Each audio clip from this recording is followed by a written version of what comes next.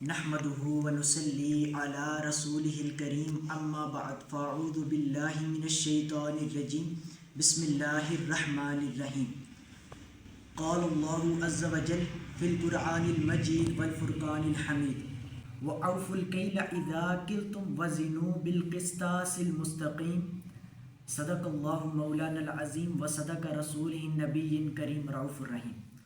پیارے اسلامی بھائیوں، آج ہم انشاءاللہ العزیز جس موضوع کے اوپر گفتگو کرنے والے ہیں اس کا نام ہے ناپ اور تول میں انصاف کرنے کا حکم اور ناپ اور تول میں کمی کرنے کا انجام خالصتاً قرآن و حدیث کی روشنی میں۔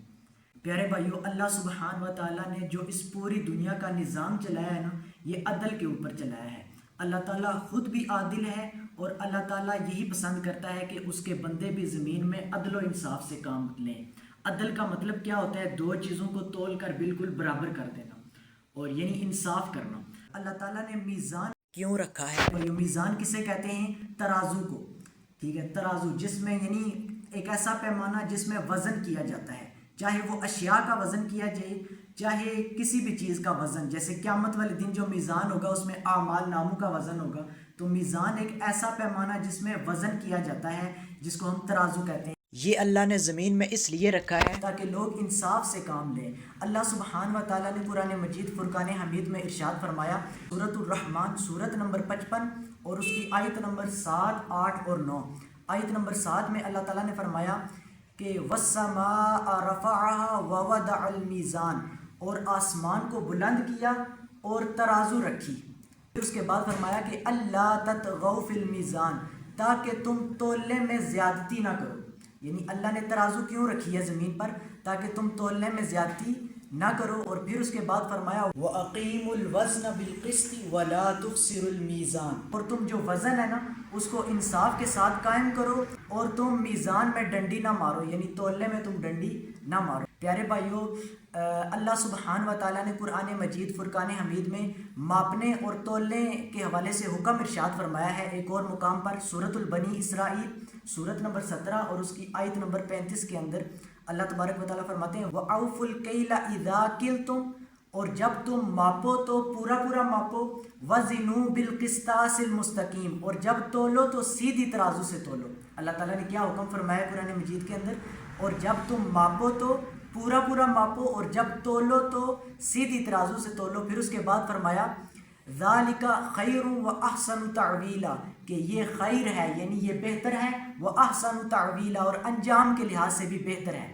یہاں پر اللہ تعالیٰ نے ماپنے، ایک ہوتے ہیں ماپنے کے جو معاملات ہوتے ہیں، جیسے درزی جو ہے نا وہ ماپ کر کپڑا دیتا ہے، اسی طرح جو زمین کی جو خرید و فروخت ہوتی ہے نا وہ بھی پیمائش کو ماپنے کے حساب سے ہوتی ہے۔ اس میں بھی ہمارا انصاف کیا ہے کہ اس کو بالکل صحیح طریقے سے پورا پورا ماپا جائے، اس میں ذرا بھی کمی نہ کی جائے۔ اسی طرح جو تولنے کے معاملات ہیں، جیسے کہ ایک دکاندار کے پاس بھی میزان ہوتا ہے ترازو، اس میں وہ تول کر چیزیں دیتا ہے۔ ایک ریڑھی والے کے پاس بھی میزان ہوتا ہے، اس میں وہ تول کے اشیاء دیتا ہے۔ اس میں انصاف یہ ہے کہ بالکل جو ہے وہ جو گاہک نے جتنے پیسے دیے ہیں نا اس کے مطابق تول کر اشیاء دی جائیں، ذرا بھی اس میں کمی نہ کی جائے۔ اس میں کمی کریں گے تو کبیرہ گناہ کے مرتکب ہوں گے۔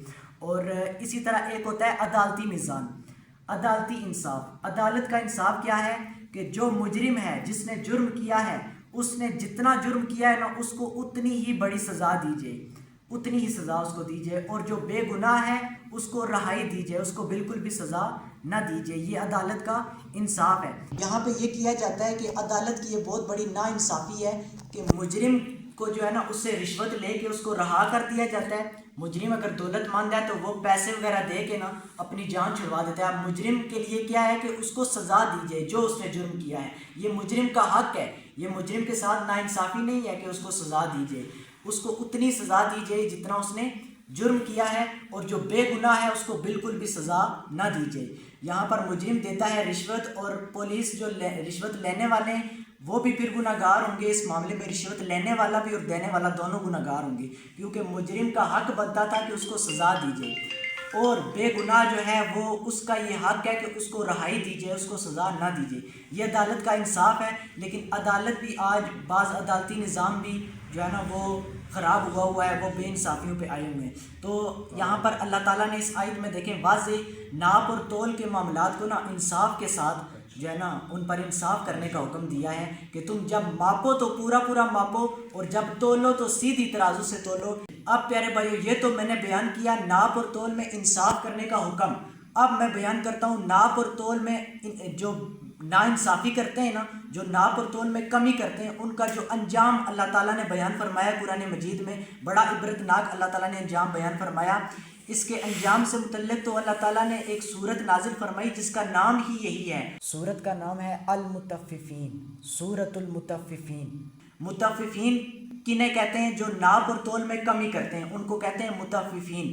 اور یہ سورت ہے پارہ نمبر 30 اور اس کی سورت نمبر 83۔ اس میں اللہ تعالیٰ فرماتے ہیں اعوذ باللہ من الشیطان الرجیم بسم اللہ الرحمن الرحیم ویل للمطففین، کہ جو مطففین ہیں یعنی ناپ اور تول میں کمی کرنے والے ہیں نا، ان کے لیے ویل ہے، ان کے لیے ویل ہے۔ ویل کا مطلب کیا ہوتا ہے؟ ہلاکت، تباہی، بربادی۔ ایسے لوگوں کے لیے بربادی ہے جو ناپ اور تول میں کمی کرتے ہیں۔ اور بعض مفسرین نے قرآن میں جہاں بھی اللہ تعالیٰ ویل کا لفظ فرماتے ہیں نا، اس سے مراد دوزخ کی وادی ویل لی ہے، کہ ان لوگوں کے لیے دوزخ کی وادی ویل ہے۔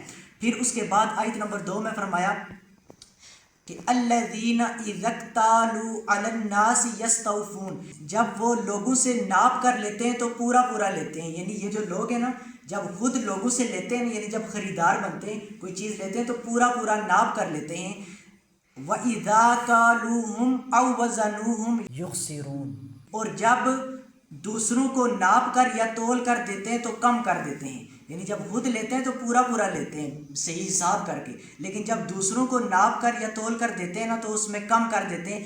پھر اس کے بعد فرمایا آیت نمبر 4 میں اَلَا يَظُنُّ أُولَئِكَ أَنَّهُمْ مَبْعُوثُونَ، کہ کیا انہیں مرنے کے بعد جی اٹھنے کا یقین نہیں؟ یعنی جو ایسے کرتے ہیں یہ جب یعنی جو ناپ اور تول میں کمی کرتے ہیں، کیا انہیں مرنے کے بعد جی اٹھنے کا یقین نہیں؟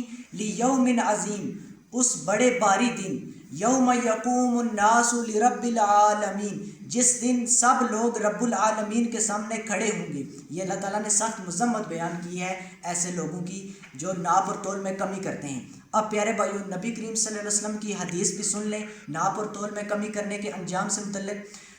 سنن ابن ماجہ میں 4019 نمبر حدیث ہے صحیح سند کے ساتھ، کہ رسول اللہ صلی اللہ علیہ وآلہ وسلم نے فرمایا، حدیث کافی طویل ہے، میں اس کا جزء بیان کروں گا مفہومی طور پہ، کہ نبی صلی اللہ علیہ وسلم نے فرمایا کہ جو قوم بھی ناپ اور تول میں کمی کرتی ہے تو اس پر قید سالی، سخت محنت اور حکمرانوں کا ظلم و ستم مسلط کر دیا جاتا ہے۔ یعنی یہ دنیا میں ان کا یعنی اتنا بڑا اللہ تعالیٰ یعنی ان کے ساتھ معاملہ کرتا ہے، دنیا میں عذاب ان پر نازل ہوتا ہے کہ جو بھی قوم ڈنڈی مارتی ہے نا، ناپ اور تول میں کمی کرتی ہے تو اس پر نمبر 1 قید سالی مسلط ہو جاتی ہے۔ یعنی ایسی قوم پر بارشیں کم ہوتی ہیں، فصلیں جو ہیں وہ گل سڑ جاتی ہیں۔ اور دوسرا ان کی سزا کیا ہے کہ سخت محنت، یعنی ان کو روزگار کی تنگی ہو جاتی ہے۔ اور نمبر 3 پہ فرمایا کہ حکمرانوں کا ظلم و ستم مسلط کر دیا جاتا ہے۔ پیارے بھائیو یہ لوگوں کے ساتھ دھوکہ ہے، فراڈ ہے کہ ناپ اور تول میں کمی کی جائے، لیکن اللہ کے ساتھ تو کوئی دھوکہ نہیں کر سکتا نا۔ اللہ تو ایک ایک چیز کا حساب رکھتا ہے۔ دنیا میں اتنی سخت سزا ہے تو آخرت کا معاملہ کتنا سخت ہونے والا ہے ان کے ساتھ جو ناپ اور تول میں کمی کرتے ہیں۔ اور پیارے بھائیو دھوکے سے متعلق رسول اللہ صلی اللہ علیہ وسلم کی حدیث ہے صحیح مسلم کے اندر، کہ ایک دفعہ نا حدیث کا مفہوم ہے کہ ایک دفعہ نبی پاک صلی اللہ علیہ وسلم ایک گلے کے ڈیری والے کے پاس سے گزرے۔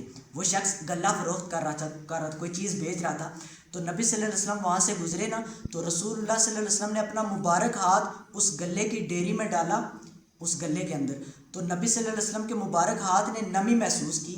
تو رسول اللہ صلی اللہ علیہ وسلم نے اس گلے کے مالک سے فرمایا کہ اے گلے کے مالک یہ کیا ہے؟ تو اس شخص نے کہا یا رسول اللہ صلی اللہ علیہ وسلم بارش ہو گئی تھی اس وجہ سے یعنی یہ سب کچھ گیلا ہو گیا تھا۔ نبی پاک صلی اللہ علیہ وسلم نے اس کو ڈانٹ کر فرمایا، غصے سے فرمایا کہ تم نے یہ جو بھیگی ہوئی اشیاء ہیں ان کو اوپر سامنے کیوں نہیں رکھا تاکہ لوگ دیکھ لیتے؟ یعنی تم نے نیچے چھپا کے کیوں رکھا ہوا یہ جو خراب چیزیں، تو تم نے اس کا یعنی عیب ظاہر کیوں نہیں کیا اس مال کا؟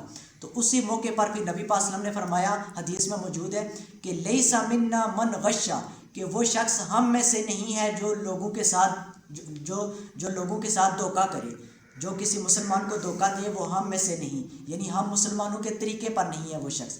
اسی طرح رسول اللہ صلی اللہ علیہ وسلم کی ایک اور حدیث ہے دھوکے کی مذمت سے متعلق کہ قیامت والے دن حدیث کا مفہوم ہے کہ جو بھی شخص دھوکہ کرتا تھا نا دنیا میں، لوگوں کے ساتھ فراڈ کرتا تھا، تو قیامت والے دن ہر دھوکے باز کے ساتھ ایک جھنڈا ہوگا جس کے ذریعے وہ پہچان لیا جائے گا.